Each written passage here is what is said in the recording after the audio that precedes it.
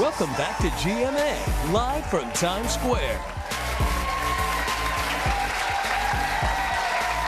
Back here. Good morning, America. What a wonderful audience that we've had all week.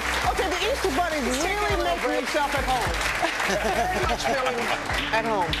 And you know who else always has a home here? Yes. Is our good friend, singing sensation turned Broadway showstopper, Josh Groban.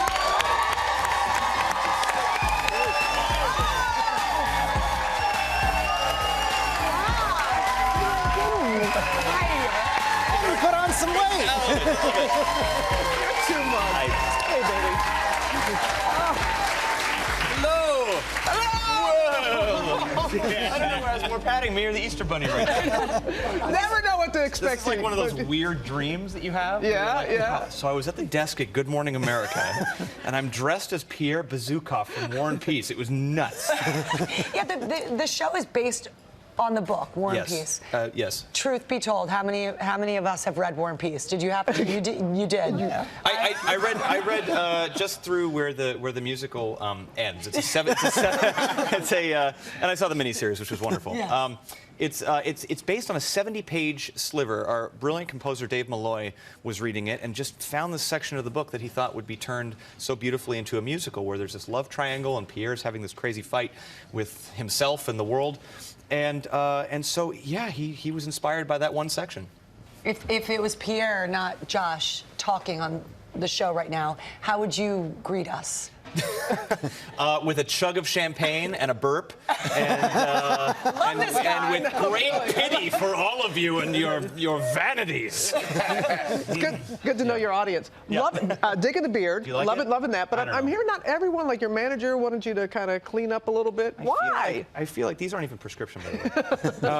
I feel like I've always wanted to grow one, but I never had an excuse to. So, yeah, the fact that I needed to have kind of a Tolstoyan Russian beard keeps me warm. This has been a very cold winter, and it's nice. I can hide coins and snacks. Sounds like you're kind of ready to lose it. Yeah, no, look, I'm probably gonna shave it off when the show's done, but for the moment, I'm enjoying the going method with it. It's working for you. Yeah, it really is. I like it. You see it? I like it. But we're looking, when you walked out here, I said, whoa, you're dressed, you have on a fat suit. Yeah, I've got a little pudge here. I've got some pudge here. I've got some junk in the Yeah, trunk. you got. Yeah, you do. Yeah, you do. And the costuming in this show is unbelievable. I mean, every detail of our set at the Imperial, our costuming. As you'll see, this is truly the most brilliant cast of musicians and actors I've ever had the pleasure of working with, and you'll see their costumes when they come out. One of your co-stars has this beautiful white coat. It's incredible.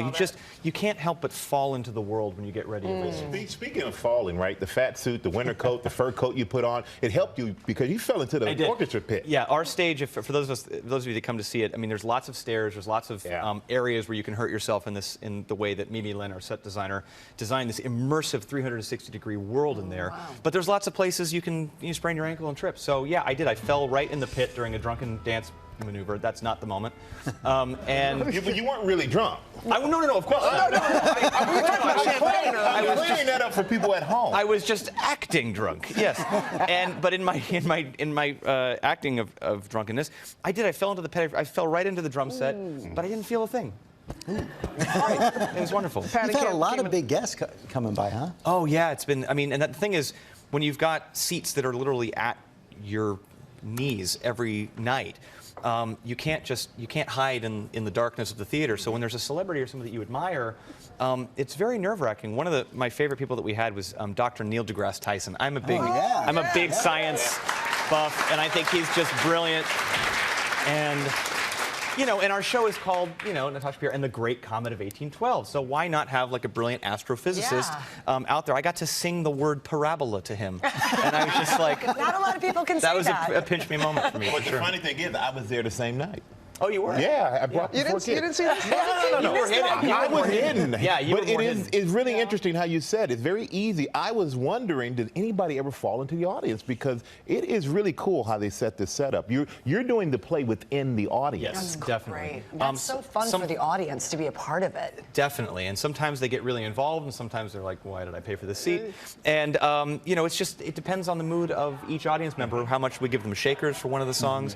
Sometimes they get a little overzealous. pulse and they get a little grabby. But again, I don't feel it, so it's fine. It's a wonderful time. And the thing is, 8 shows a week, because of that immersiveness, you never know what you're going to get out there, and it's exciting. You're so well known for your beautiful singing voice, but when we go to the show, you've changed it. It's a little bit rougher. It was a big challenge for me vocally to dive into the world of this character who is very fringy. He's not angelic. He has moments of great bliss with his singing and purity with his singing, but no, Pierre's really rough around the edges, and like I said, he acts drunk and he acts belligerent, and he's a bull in a china shop, and so to find that balance in my voice where I could sing with some gruffness but to still do it healthfully was an amazing challenge. Yeah. It's wonderful that you're here and your cast is here, and you're going to, all that he's been talking about, you're going to experience it because when they come up, we've seen the rehearsal for it here in the studio. You're going to feel like you're right there in the theater. You might get spit on a little. Yeah, just a little bit. Thank you, Josh. Thank you. And you can see Josh in the Great Comet until July 2nd, and the show's album goes on pre-sale today. Can't wait for that performance.